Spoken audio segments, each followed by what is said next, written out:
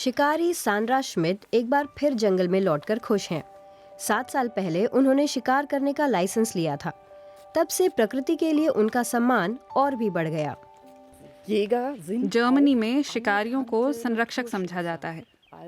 आजकल इसका लाइसेंस पाने के लिए जैसी ट्रेनिंग दी जाती है, उसमें इकोलॉजी और प्रकृति के संरक्षण पर पहले से कहीं ज़्यादा फोकस होता है।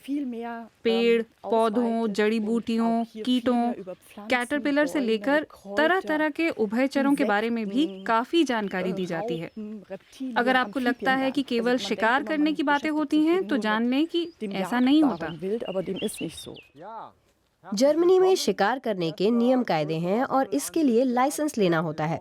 लाइसेंस लेने के लिए कुछ महीनों की ट्रेनिंग होती है और फिर एक परीक्षा पास करनी पड़ती है। हाल के सालों में पहले से कहीं ज्यादा महिलाएं इसमें दिलचस्पी ले रही हैं।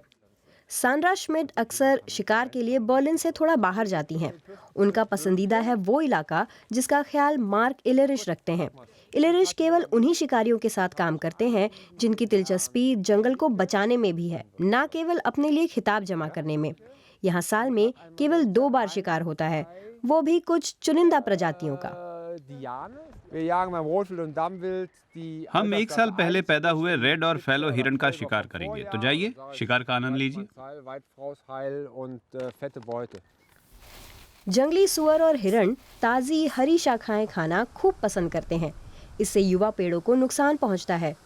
अगर ऐसा होता रहे तो जंगल में झाड़ियों के अलावा शायद कोई पेड़ बच ही ना पाए। मार्क इलेरिश ने यहाँ एक हिस्से पर तो बाड़ लगा दी है। कई सालों से जानवर यहाँ के नन्हे पौधों को नष्ट करते जा रहे थे। इस रोवर पेड़ का ऊपर वाला सिरा देखिए, बार बार इसे रेड डियर तोड़कर खा जाते हैं। ये ओक का पेड़ कोई 15 से 20 साल का होगा, लेकिन साल दर साल इसकी नई शाखाएं कोई ना कोई जंगली जानवर खा जाता है।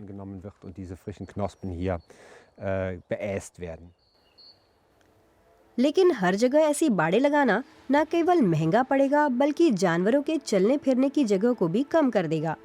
जर्मनी के करीब 30% इलाके में जंगल हैं, लेकिन सड़कें और खेत जंगलों को जगह जगह से काटते हैं। इस तरह बिना इंसानी दखलंदाजी वाले जंगल तो काफ़ी कम रह जाते हैं। इन्हीं में बहुत से जानवर इकट्ठे हो जाते हैं। रेड डियर और जंगली सुअर का शिकार करने वाले भेड़िए जैसे प्राकृतिक शत्रु यहाँ काफ़ी कम हैं।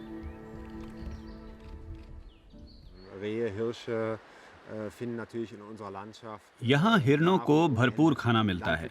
गर्मियों में भी चरने की पर्याप्त जगह होती है। सड़कें और खेत जंगल को बांट देते हैं। कुछ इलाकों में इनके चरने से ऐसी खुली जगह बन जाती हैं जहाँ शिकार का खेल खेला जा सकता है। ऐसा बड़े आदिम जंगलों में कहाँ मिलेगा।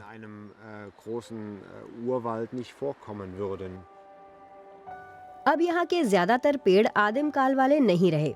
दूसरे विश्व युद्ध के बाद हर जगह सदाबहार पेड़ उगाए जाने लगे थे।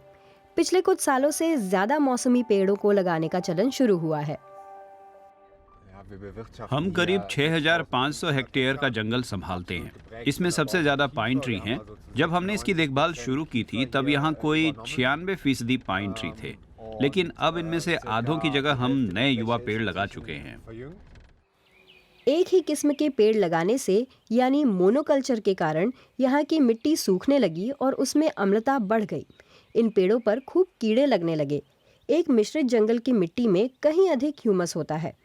यह मिट्टी को अधिक उपजाऊ, ज़्यादा गर्मी झेलने वाला बनाता है और उसमें कीड़े भी कम लगते हैं।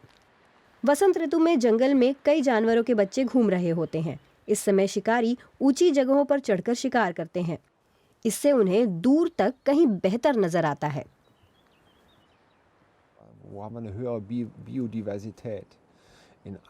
ज्यादा जैव विविधता कहाँ मिलती है? घास से ढके किसी पाइन के जंगल में, या जहाँ हिरण तो चरें लेकिन तितलियां ना हों क्योंकि वहाँ फूल नहीं उगते, या फिर ऐसे जंगल में जहाँ कई तरह के पेड़, पौधे और झाड़ियाँ हों और कई तरह की प्रजातियाँ हों।